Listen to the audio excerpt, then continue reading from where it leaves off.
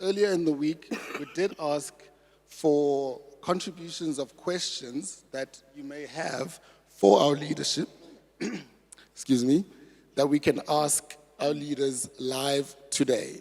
So this was on the iOCO Connect app, and I'm just going to read a couple of the questions. You take the first one. Okay. So the first question, and I think Sepa, you can take this one. Okay. So why are you as leaders still in this game?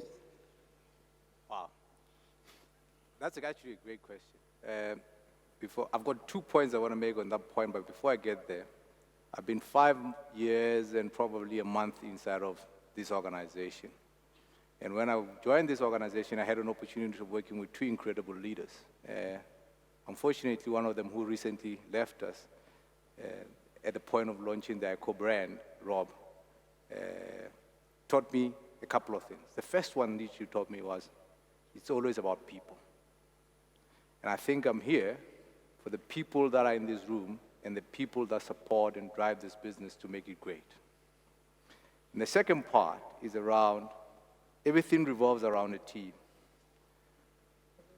There is a moment, which is very emotional, I think, where this management team, when it lands around the departure of its leader, sat in one room.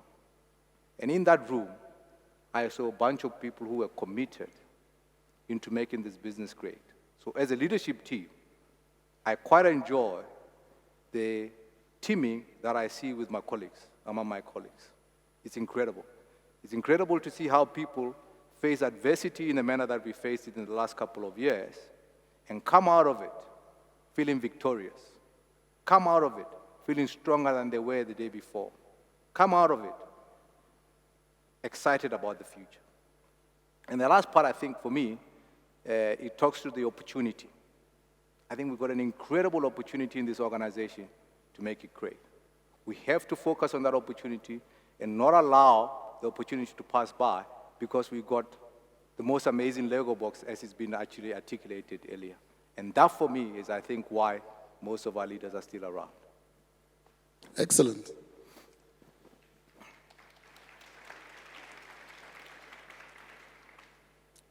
The next question, and Marius, I think you can take this one. Are our clients willing to do business with us again? It's maybe because Simon can't answer it that Chief asked me. I mean, Simon, it's a curveball, but I can see Yaz is waving at us to be quick.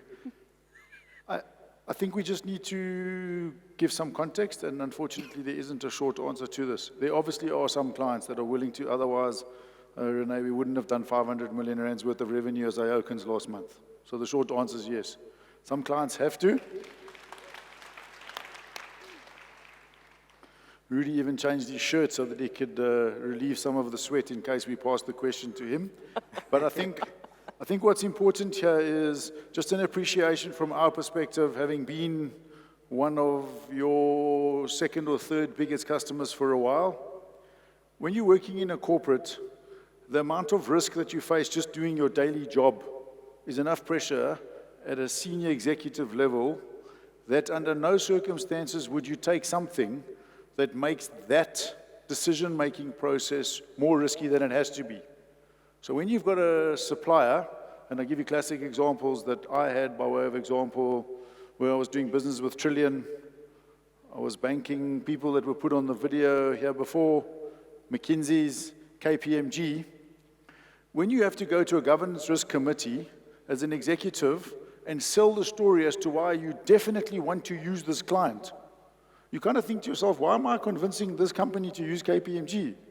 There's no benefit in upside in that for me. Why should I convince them to stay with KPMG when there's all this negative publicity? We find ourselves there. Our job here is to convince the people who want to do business with us that we are the best ICT business to do business with, and we have to help them navigate their process to de-risk themselves within their organization. It isn't about the actual problems that you people sitting in the room have created. It's about how they navigate their process. They have firewalls that they've built to make sure that they don't do business with EOH. Not just only EOH, anybody else that is being accused of the same allegations. So when you fill in a KYC report that says why we were brought around to move from EOH Matombo, on the KYC report, the sales and the advisory teams sit down and have to fill in, have you ever been accused of bribery and corruption? The minute you tick yes, when we're responding as EOH Matombo, file left. Now the poor guy sitting there in procurement at one of our clients, and he's thinking to himself, oh my goodness, why don't I just choose the guy that doesn't have to go through this process? It's a lot more simple. So to answer your short question, what we want to do is make sure that there is no client that doesn't need us. We have to create that need. We have the people to build that edge. And in that edge is how they navigate their own processes. More than navigate our own processes and get excuses, how they navigate their processes. There are clients that have to use us, Simon. I think the other thing is what, if I've learned anything, I've probably been in every GRC meeting with our tier one clients and been through this journey with different members of our team and Stephen and ENS. And what you learn very quickly is that a clean bill of health from South Africans, captains of industry, doesn't mean a clean bill of health throughout all the layers in the organization. And the bottom line, I think, to what Morris is saying is also consistency, and consistency in our engagements. I say to people in our solutioning team is good things come in threes.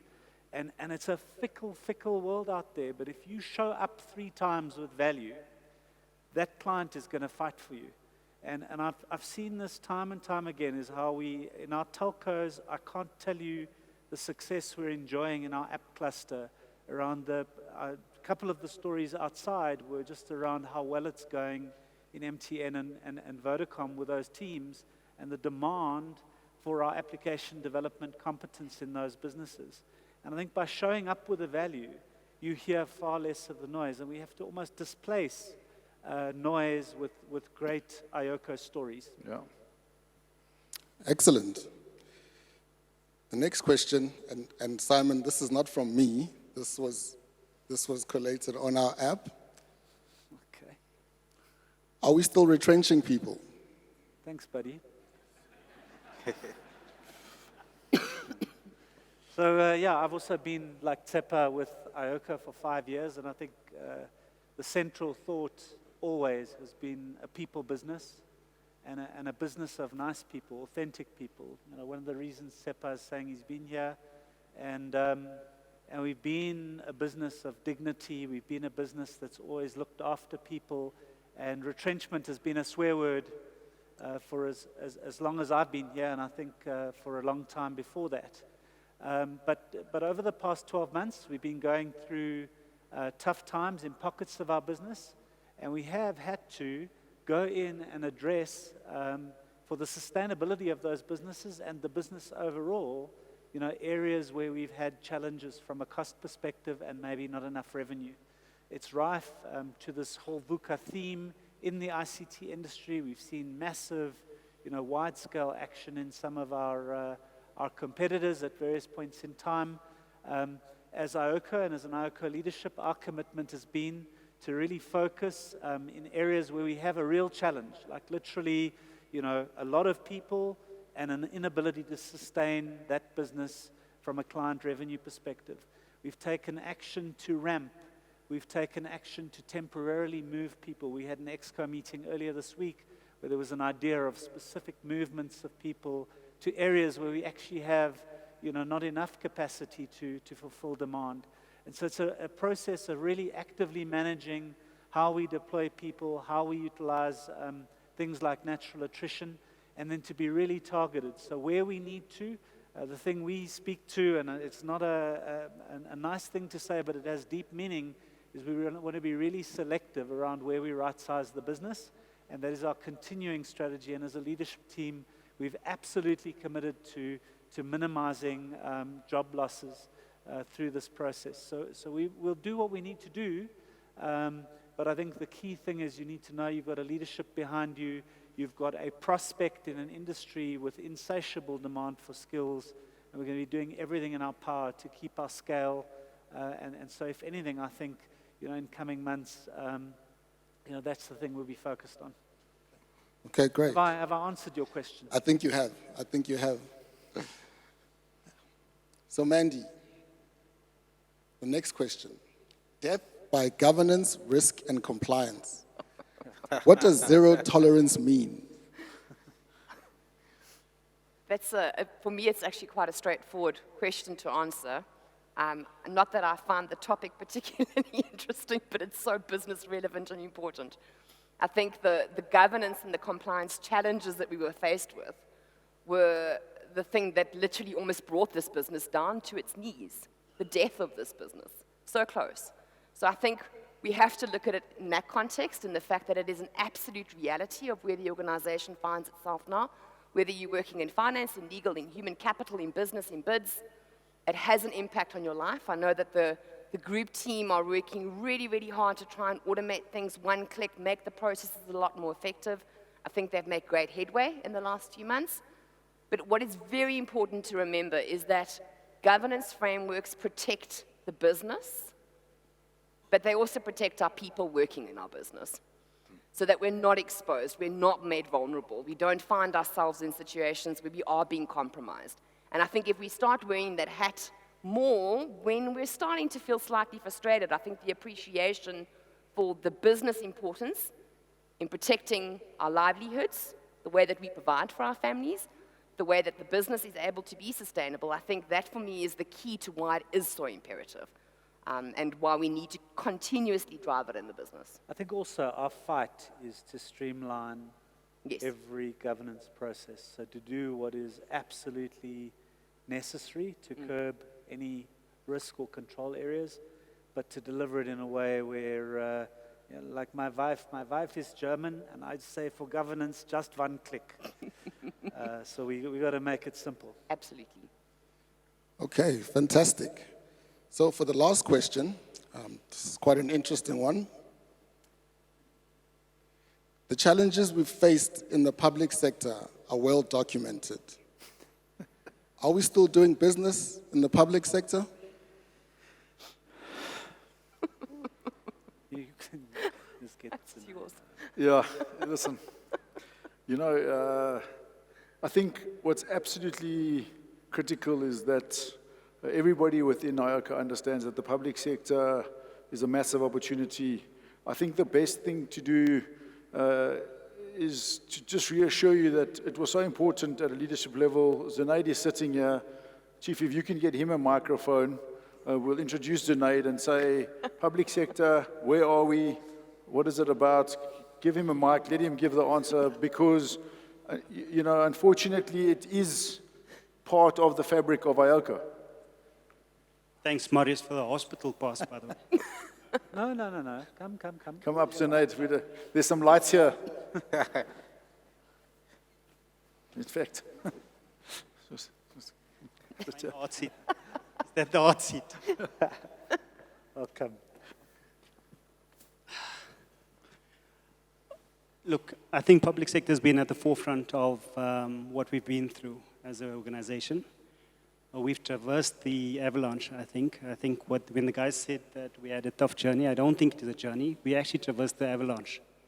It's been tremendously difficult. But together, I think the leadership has really helped us define a real clear strategy in terms of where we're going to go with the public sector. We've used the lessons from the past to really help us in terms of how we're moving forward in the future. And I think we're ready. We certainly have a clear strategy. And together as a leadership team, I think we'll be able to make sure that we get back to the summit. Yeah? Does that answer your question, Marius? Thanks, Zunaid. Okay. Thanks. Good.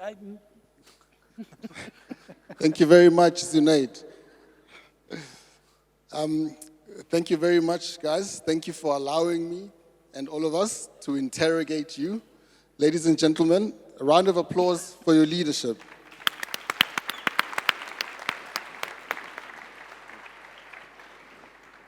It certainly takes a lot of courage to lead an organization through turbulent times like we're going through. So we have a lot of appreciation for our leadership. At this moment, I'd like to encourage you to reach out to the team, reach out to your leaders in the breakout section a little bit later on, and approach them and ask them those pertinent questions that may still be lingering in your mind. And for me, that's all for now, and thank you very much.